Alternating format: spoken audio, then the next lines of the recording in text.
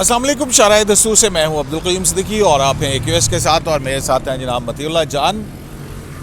और मतीउल्लाह जान साहब, ये बहुत तेज़ी आ रही है, अदम एतमाद की तहरीक है, प्राइम मिनिस्टर भी जलसे जुलूस कर रहे हैं, अपोजिशन, पीपल्स पार्टी, और अब इस सारे सिनारियों के अंदर जो है वो कोई किधर जा रहा है, कोई किधर जा रहा है, कोई किसी पार्टी के अंदर एक अफरा तफरी का सा आलम है।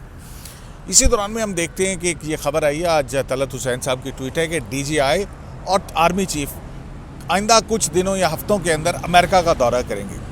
हमारा वज़ीर आज़म मेल्सी के अंदर रशियन जो है उसका यूक्रेन पर एग्रेशन के हवाले से यूरोपीय यूनियन को कहता है कि तुमने इंडिया में किया था क्या, इंडिया को खत लिखा था। तो यानी कि एक तरह से वो रशिया के साथ जो है वो जा रहे हैं। तो ये क्या हो रहा है? ये क्या हो रहा है? ये बैटरी लो हो गई। हाँ,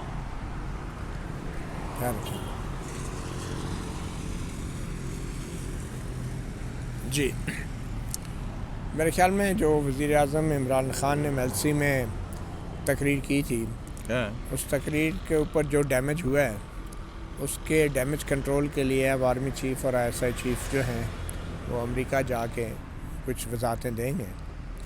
एंड ऑब्वियसली अगर प्राइम मिनिस्टर इमरान ख़ान की मर्ज़ी ना हो तो ये आर्मी चीफ़ और ISI चीफ़ अमेरिका के दौरे पर तो नहीं जाएंगे।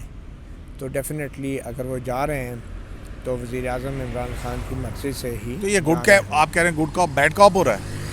अब गुड कॉप बैड कॉप तो नहीं है, मगर थोड़ी सी एक्सप्लेनेशन और क्लैरिफिकेशन और ये जो डाउट्स क्रिएट हुए हैं उसके सीरियस कॉन्सिक्वेंसेस भी हो सकते हैं। और ख़ास तौर पे जब हम IMFs की तरफ देख रहे हैं बड़ी उम्मीदों से, और हमने ऑलरेडी IMF के साथ जो हमारे मामला तय हुए थे उसके बरखिलाफ़ वज़ीर आज़म इमरान ख़ान ने बड़े पैमाने पे टैक्स छूट का ऐलान किया है, कि सब्सिडीज़ का ऐलान किया है। और फिर दूसरी तरफ यूरोप से साथ हमारा GSP प्लस का जो अरेंजमेंट है। तो इन सारे मामलात के बीच में वज़ीर आज़म की ये जो स्टेटमेंट है ये डेफिनेटली मैं समझता हूँ कि बैरून मुल्क की जो हुकूमतें हैं उनको ये पसंद नहीं आई। यूरोपीय यूनियन के एम्बेसडर्स का ख़त का खुद जिक्र किया उन्होंने, तो इम्पोर्टेंस तो है ना। ये एम्बेसडर नहीं है, ये यूरोपीय यूनियन की हुकूमतें कह रही हैं आपको, जहाँ पे आपकी $39 बिलियन की ट्रेड है। और दूसरी बात ये है कि देखें इस वक्त जो खित्ते में सिक्योरिटी की सिचुएशन है, और ख़ास तौर पे पाकिस्तान के अंदर भी जो इस वक्त जिस किस्म के लॉ एंड ऑर्डर की सिचुएशन हमें फेस करना पड़ रही है, तो मेरे ख्याल में तालिबान के और अफ़गानिस्तान के हवाले से भी पाकिस्तान जो है कुछ सूरत हाल को संभालने के लिए अमेरिका की मुदाखलत चाहेगा, उसकी मदद भी चाहेगा। पहले अमेरिका पाकिस्तान की मदद चाह रहा था, अब पाकिस्तान जो है वो अमेरिका से ये तवक्को करेगा, ख़ास तौर पे जो अफ़गानिस्तान के असासे मंजमद किए गए हैं। और उस हवाले से भी कुछ ना कुछ गिव एंड टेक हम अफ़गान हुकूमत के साथ भी हमारी होनी है, तहरीक तालिबान पाकिस्तान तो के ये अंदरूनी मुल्क जो सब कुछ चल रहा है मतीउल्लाह जान, मतलब अगर आप देखें तो पाकिस्तान का जो फॉरेन पॉलिसी का मौक़िफ़ रहा है कि हम किसी ब्लॉक के साथ नहीं हैं, हम इधर भी हैं, हम इधर भी हैं, हम इधर भी हैं। आप ज़हूर के कार्टून को भूल जाएँ।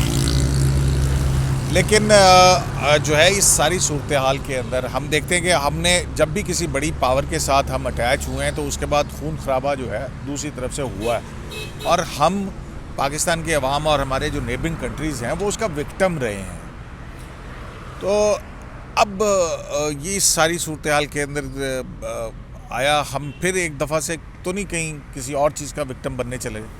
देखिए, मुझे लगता है कि वज़ीर आज़म इमरान ख़ान को एक सियासी गैर यकीनी किसी सूरत हाल का सामना है।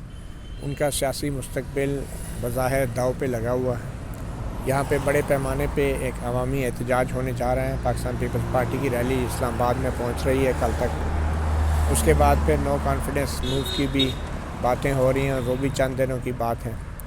तो ऐसी सिचुएशन के अंदर वज़ीर आज़म इमरान ख़ान की जो तरजीहात हैं उसमें फ़ॉरेन पॉलिसी और डिफेंस पॉलिसी शायद पहले नंबर पे नहीं रही, और ख़ास तौर पे जो उन्होंने मुआशी महाज के ऊपर जो ऐलानात किए हैं उससे भी ये लगता है कि वो डेस्परेट हो गए हैं, वो अपने आप को तन्हा महसूस कर रहे हैं, और वो हर वो चीज़ करेंगे कि जिसको बाद में आने वाली कोई भी हुकूमत या कोई भी वज़ीर आज़म होगा اس کو ٹھیک کرنے میں اس کو بہت وقت لگے گا اور وہ کافی ڈیمیج کر کے جائیں گے. اچھا میں ایک ہائپوتھیٹیکل سچویشن جو ہے وہ کریٹ کر رہا ہوں. تحریک عدم اعتماد آ گئی. تحریک عدم اعتماد پہ کل ووٹنگ ہونی ہے اور کل ووٹنگ ہونی ہے. آج رات کو میں بینگ اے پرائم منسٹر ایک ایسا ڈیسیجن لیتا ہوں کہ نئے آرمی چیف کی اناؤنسمنٹ کر دیتا ہوں. The senior most person will be the next chief justice اور چیف جسٹس کہہ رہا ہوں چیف آف آرمی اسٹاف. تو ایسی صورت میں آپ کو کس قسم کا سیناریو بنتا ہوا نظر آئے گا؟ دیکھیں اگر تحریک عدم اعتماد اگر ایک دفعہ فائل ہو جاتی ہے تو پھر وزیر اعظم عمران خان کے لیے آئینی طور پہ اسمبلیاں توڑنا مشکل ہے اور اخلاقی طور پہ آرمی چیف کی تعیناتی کرنا ناممکن ہو جائے گا. ہی ول چلے ٹیبل ہونے سے ایک دن پہلے کر دیتے ہیں. اب یہ تو نہیں پتہ نا کہ ٹیبل ہونے سے بھی اگر وہ پہلے اتنا بڑا فیصلہ کرتے ہیں تو پھر بھی ان کو اخلاقی طور پہ بہت وضاحت دینی پڑے گی اور یہ بڑا حساس معاملہ ہے. گو کہ آئینی طور پہ ان کا یہ اختیار ہے, وہ یہ کر سکتے ہیں, مگر اگر وہ کوئی متنازع تقرری کرتے ہیں یا تعیناتی جیسا کہ خدشات کا اظہار اپوزیشن کی طرف سے کیا جاتا ہے. نہیں میں تو کہہ رہا ہوں کہ وہ متنازع تقریر پشاور والی نہیں کرتے ہیں, وہ تو سینئر موسٹ اس کو کر دیتے ہیں. آئینی اور قانونی طور پہ تو وہ کر سکتے ہیں, مگر بات وہی ہے کہ پھر سیاسی اعتبار سے بڑے مسائل پیدا ہو سکتے ہیں.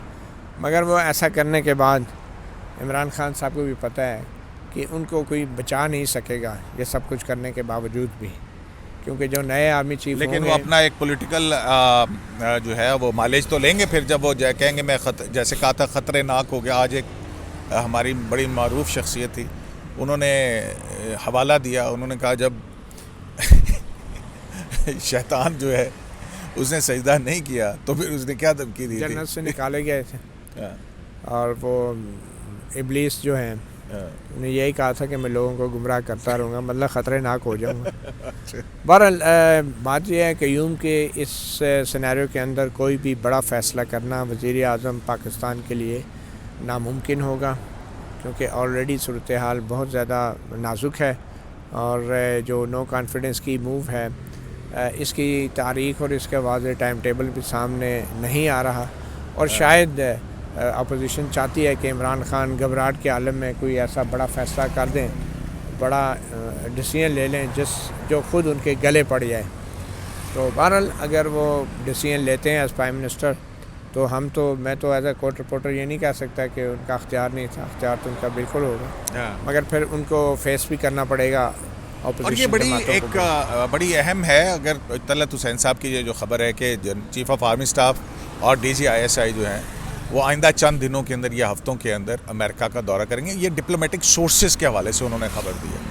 تو یہ سارے سیناریو کے اندر یہ بہت زیادہ اہمیت اختیار کر جاتی ہے چیز. آپ کو پتہ ہے کہ 12 اکتوبر 1999 کیا ہوا تھا, تو اگر یہ وہاں ہوئے اور پیچھے کچھ اس قسم کی بات ہوئی تو پھر جو ہے وہ چیزیں سلجھنے کے بجائے مزید گنجلک ہوتی چلی جائیں گی. دیکھیں پھر وہ آج آپ کی ایک ٹویٹ بھی ہے بنٹوں والی. دیکھیں یہی تو میں آپ کو بتا رہا ہوں کہ آرمی چیف اگر امریکہ میں ہیں اور آئی ایس آئی چیف بھی امریکہ میں جانتے ہیں تو اب یہ معلوم نہیں, ظاہری بات ہے یا تو امریکی انتظامیہ نے ان کو دعوت دی ہوگی یا تو ریکویسٹ کی ہوگی کہ آ جائیں, یا پھر کچھ چیزیں معلوم اور وضاحت لینے کے لیے ان کو کہا ہوگا کہ آپ آ جائیں, ذرا بتائیں آگے کیا کرنا ہے. آپ کے وزیر اعظم تو یہ بیان دے رہے ہیں تو پھر آپ کا کیا پروگرام ہے. تو میرے خیال میں جو بھی صورتحال ہوگی اس میں یقینی طور پہ وزیر اعظم عمران خان کی تقریریں جو ہیں وہ اتنا میٹر نہیں کریں گی.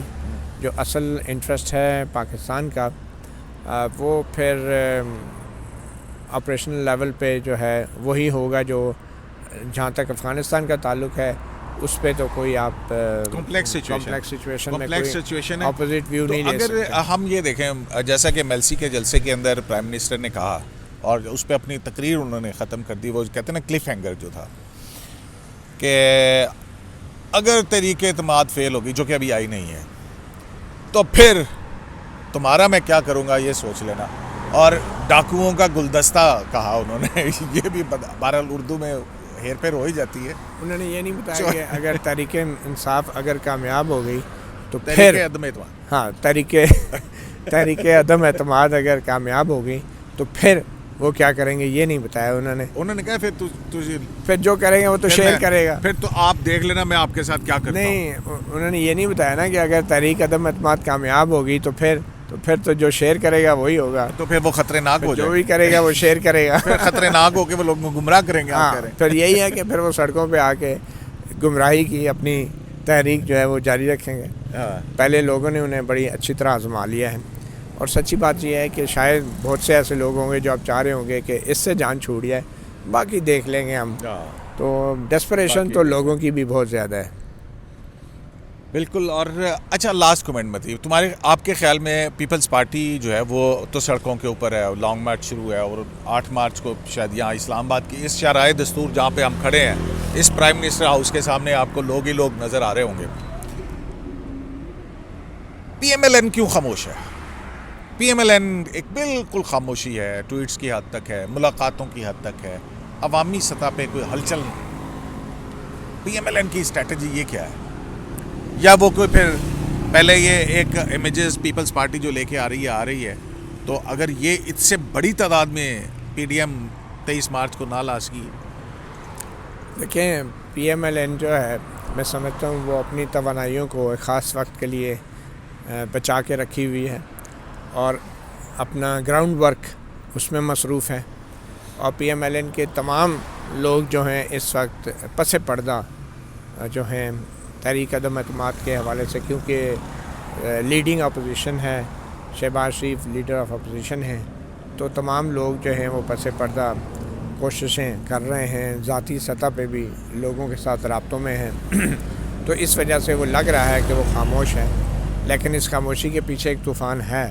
اور یہ جب تحریک عدم اعتماد ایک دفعہ فائل ہو جائے گی تو پھر پتہ چلے گا.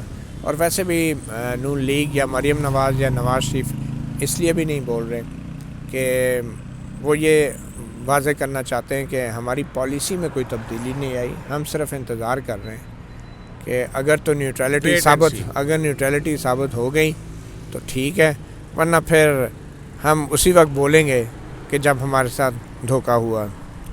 بہت شکریہ مطیلہ جان. تو جناب یہ کچھ اہم ڈیولپمنٹس تھیں جو ہوئی ہیں. ہم نے ایک مفروضاتی ایک تجویز بھی ہے وہ ظاہر ہے تو وہ آپ کے سامنے رکھی.